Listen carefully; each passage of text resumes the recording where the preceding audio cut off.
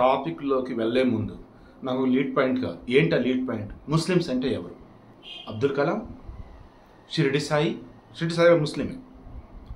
ఇంకా మీ చుట్టుపక్కల మీ ఫ్రెండ్స్లో పేదవాళ్ళు ఉంటే వాళ్ళ నాన్న చిన్న చితక ఏదో ఒక పని చేసి వాళ్ళని చదివిస్తూ ఉంటాడు, ముస్లిం. గణేష్ గోల్డ్ తాకట్టులో ఉన్న బంగారాన్ని విడిపించి కొనబడును. సంప్రదించండి 9966611144. మన చుట్టుపక్కల ఉన్న వాళ్ళలో ఈ దేశం కోసం ఏదైనా సరే పరితపిస్తూ మిలిటరీలో చేస్తుంటారు ముస్లిం. అలాగే హిందూ పండుగలు వచ్చినా, ముస్లిం పండుగలు వచ్చినా, క్రైస్తవ పండుగలు వచ్చినా ఊరంతా సెలబ్రేట్ చేసుకుంటూ ఉంటారు. హిందూ, ముస్లిం, క్రైస్తవులను తేడా లేకుండా ముస్లిం. ఇలా చెప్పుకుంటూ వెళ్తే ఇది నా దేశం, వీళ్ళు నా వాళ్ళు అని అనుకున్న వాళ్ళు ఎవరైతే ఉంటారో ఈ దేశంలో, నా భారతదేశంలో, మన భారతదేశంలో వాళ్ళు ముస్లింలు. మరి ముస్లింలు కాని వాళ్ళు ఎవరు? ముస్లింలుగా పుట్టి ముస్లిం కాని వాళ్ళు ఎవరు? ఇందాక ఎయిర్ అని, ఆల్ ఇండియా ర్యాంకర్స్ అని ఈటీవీని యాప్లో ఒక వెబ్ సిరీస్ చూడండి. అందులో ఒక అతను వాళ్ళ కొడుకుని చదివించడం కోసం అతను మక్కాకి వెళ్ళాలని డబ్బులు కూడబెట్టుకుంటాడు. ముస్లింకి తన జీవితంలో ఒకసారైనా మక్కాకి వెళ్ళాలని డ్రీమ్. ఆ డబ్బు కూడబెట్టుకుంటాడు.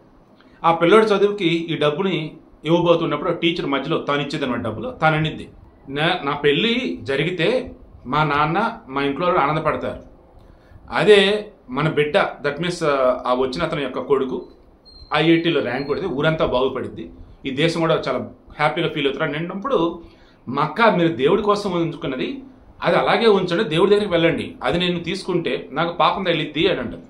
సో ఇక్కడ నేను చెప్పేది కూడా ఏంటంటే, నిజమైన ముస్లింలు డబ్బుని జాగ్రత్తగా కూడబెట్టుకొని దేవుడి దర్శనానికి వెళ్ళొస్తారు, మక్కా కాబాని దర్శనం చేసుకొని వస్తారు. అలాగే నిజమైన ముస్లింలు ఉన్న దానిలో తృప్తిగా బతుకుతూ తన తోటి వారికి హాని చేయకుండా సంతోషంగా ఉంటూ ఉంటారు. వీళ్ళు ముస్లింలు. మరి రాయచోట్లో దొరికిన ఆ ఇద్దరు ఎవరు?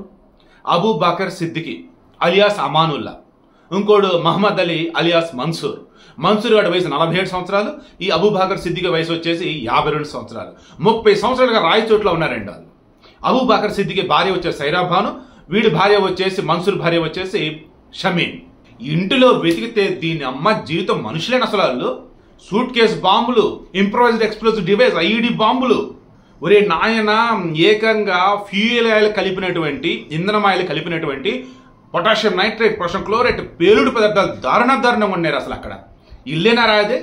మరలా ఈ ఉగ్రవాద సాహిత్యానికి సంబంధించి అల్లా మాత్రమే దేవుడు, ప్రపంచమంతా ఇస్లాం సామ్రాజ్యమే ఉండాలి, అల్లాని దేవుడిగా నమ్మనవాడు కాఫీర్, చంపేయాలి వాడిని అంటూ లిటరేచర్, సాహిత్యం.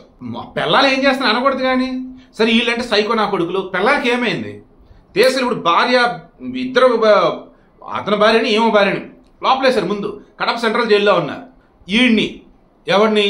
సిద్దికి గాడిని అండ్ మహమ్మద్ అలీ మన్సూర్ గాడిని ఇద్దరు అదుపులోకి తీసుకొని ఇంటెలిజెన్స్ వాళ్ళు మొత్తం విచారణ చేస్తా ఉన్నారు. ఎందుకంటే వీళ్ళు మామూలు కాదురా నాయన, అప్రాక్సిమేట్లీ 30 సంవత్సరాలుగా తప్పించుకు తిరుగుతూ ఉన్నారు. 1995, 1999 ఆ సమయంలో మన సౌత్ ఇండియాలో బాంబ్ బ్లాస్టులు జరుగున్నాయి. కోయంబత్తూర్ వరుస బాంబు పేలుళ్ళు అన్నట్టు. తర్వాత చెన్నై, తర్వాత చూసుకుంటూ ఉన్నప్పుడు 2011 ఆ సమయంలో వచ్చేసి Bengaluru BJP office, Kadapa commissionerate office, Chennai commissionerate, Hindu Munnani ఆలయం, మన మధురైలో జరిగింది కదా హిందూ సంఘం, ఆ సంఘం ఆలయం ఉంది చెన్నైలో, ఆలయం కాదు సంస్థ, అక్కడ బాంబ్ బ్లాస్ట్. ఈవెన్ మధురైలో మన అద్వానీ గారు వచ్చిన మూమెంట్లో, I think 2011 I think so, ఆ మూమెంట్లో అక్కడ వచ్చేసి పైపుల్లో బాంబు పెట్టాలని చెప్పేసి ప్లాన్ చేశారు. అఫ్కోర్స్ ఫెయిల్ అయింది. పైప్ లైన్లో బాంబు. ఇలా చెప్పుకుంటూ పోతే అలూమా అని ఒక సంస్థ పేరు పెట్టి, జస్ట్ లైక్ ఐసిస్, మొన్న గలీజ్ గాడు దొరికాడు కదా సిరాజ్ అని చెప్పేసి, ఎక్కడ విజయనగరంలో పిల్ల బచ్చగాడు ఏంట్రా బాబు, టెర్రరిస్టులకే వావ్ అనిపించాడు, పోలీసుకే ముచ్చమట్లో పెట్టించాడు. వాడిది కూడా ఒక సంస్థ కదా, ఆల్ ఇండియా ఇత్తహాయిదుల్ ముస్లిం అని చెప్పేసి పెట్టుకున్నాడు కదా అసీం అని చెప్పేసి. అలా వీడు వచ్చేసి అలూమా. ఈ అలూమా వచ్చేసి సౌత్ ఇండియాలో మోస్ట్ పవర్ఫుల్ అంట. ఎంత పవర్ఫుల్ అంటే, ఇది ఐసిస్ ఉంది కదా, అంతర్జాతీయ స్థాయిలో ఐసిస్ ఎంత ప్రమాదకరమో ఈ అలూమా అంత ప్రమాదకరం అని చెప్పేసి ఇప్పుడు పోలీసులు తేల్చారు.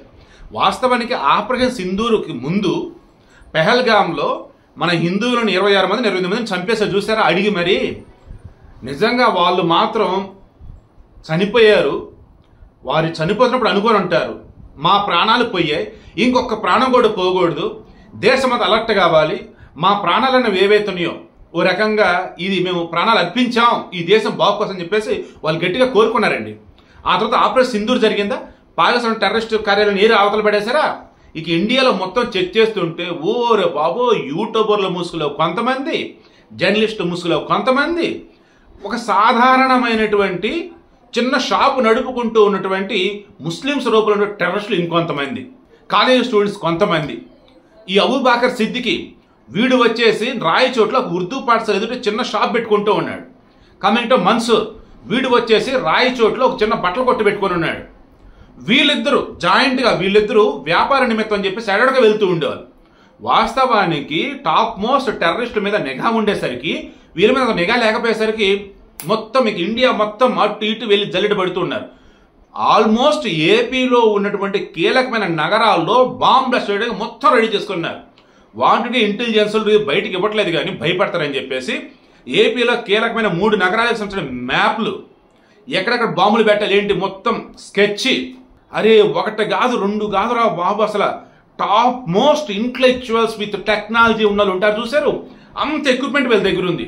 వాకీ టాకీలు, డిజిటల్ ఎక్విప్మెంట్లు, ఫోన్లు, సిమ్ములు, ఆ తర్వాత వచ్చేసి డేటా హ్యాక్ చేయటాలు, తర్వాత వచ్చేసి దీన్ని ఏం చెప్పాలి కంప్యూటర్ సంబంధించి కీలకమైనటువంటివి. అలా బాబా వాళ్ళు చదువుకున్నది ఎంత, వాళ్ళు చేస్తుంది ఏంటిది.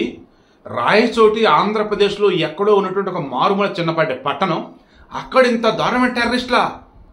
అమ్మో దండం పెడుతున్నా ముస్లింలారా, మీరు ఈ దేశంలో ఉండాలి అనుకుంటే ఉండండి, వద్దనుకుంటే వేరే దేశానికి వెళ్ళండి. ఈ దేశంలో ఉన్నట్టయితే మనమంతా భారతీయులం అన్నది మాత్రం మరువకండి. మీకు అల్లా దేవుడు, నాకు శివుడి దేవుడు, ఇంకొకరు రాముడి దేవుడు, ఇంకొకటి జీసస్ దేవుడు, ఇంకో సాయి దేవుడు.